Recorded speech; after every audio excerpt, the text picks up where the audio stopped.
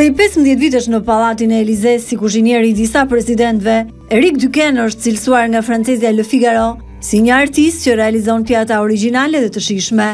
Një shef kaq i vlerësuar, i pranishëm edhe në Tiranë për të promovuar kuzhinën franceze. En fait déjà on a Në gjithë botën ne po përhapim shijen e Francës dhe ambasada jonë më kontaktoi për të organizuar gastronominë franceze në Shqipëri. un repas de la gastronomie française.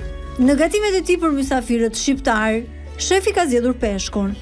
Le goût français en fait on est parti sur Në pjatat e sotme dominon baza e peshkut me që ju jeni një vend mesdhetar dhe më duk zgjedhja e duhur në Shqipëri. Do të bëjmë edhe perime në stilin francez që janë pak të mpiksura, diçka natyrale dhe freskët. Comme on fait un petit peu en France avec cuit confit. Cila është pjata më e veçantë që keni gatuar sot? Tous.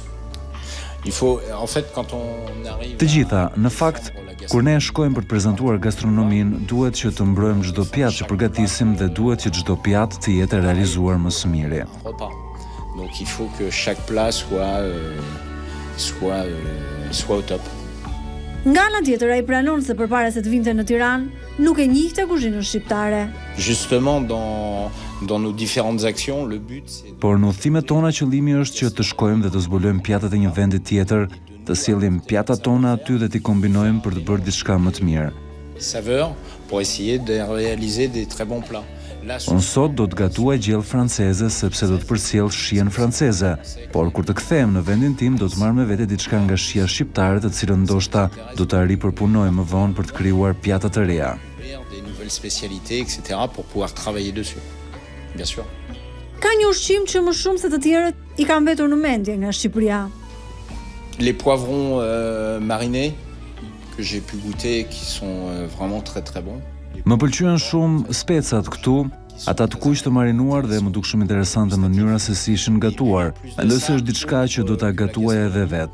Përtek kësaj, ajo që vura re në Shqipëri është mungesa e shkollave të kuzhinës dhe hotelerisë, ndaj fola edhe me ambasadën e Francës për të organizuar shkolla të tilla në formimin e të rinjve. Pour ceux qui veulent apprendre la cuisine, faire des formations pour les jeunes.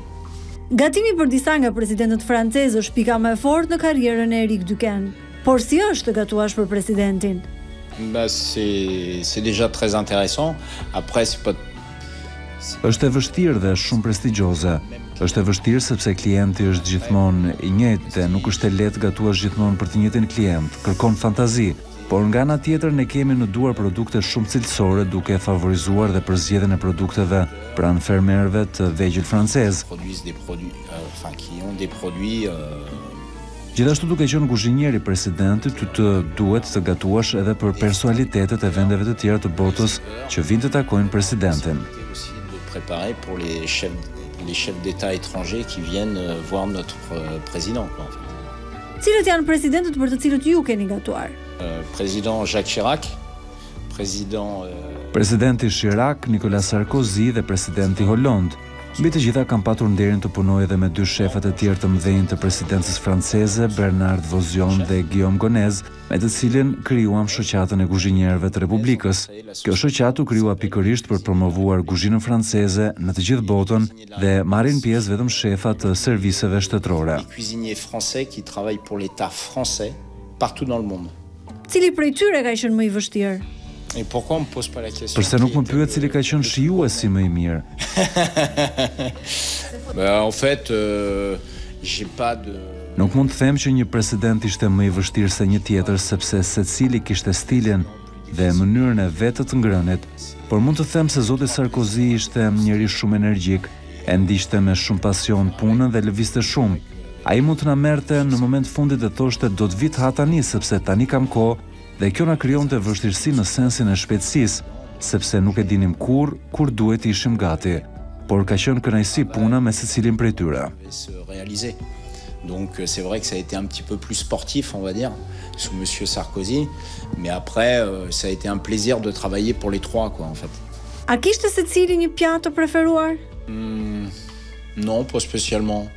Pas spécialement après Nuk mund të them se kishin diçka specifike, por di që zoti Hollande pëlqente mishin e kaut, kurse zoti Chirac e shijonte të gjitha ushqimet, kishte një qellz shumë gurme dhe për të ishte kënaqësi të gatuaje sepse pëlqente dhe vlerësonte gjithçka hante dhe këtë e shprehte. Ai e ka promovuar veçanërisht kuzhinën franceze. Po kështu edhe Sarkozy ndikoi që kuzhina franceze të bëhej pjesë e UNESCO-s. Edhe presidenti Hollande është një njeri që e mbron veten në tavolinë dhe i pëlqen të hajë, ashtu si Chirac. Carla Bruni ka shijuar gjithashtu ushqimet e shefit gjatë kohës që ai ka qenë në presidencë. Très gentil. Carla shumë e sjellshme, si italiane që ishte i pëlqenin makaronat dhe orizi që i gatuan më shpesh për të, por hante shumë pak për të ruajtur linjat. Elle mange très peu pour la ligne. Nëse një turist shqiptar vjen në Francë, cili është ushqimi që nuk duhet të lërë pa provuar?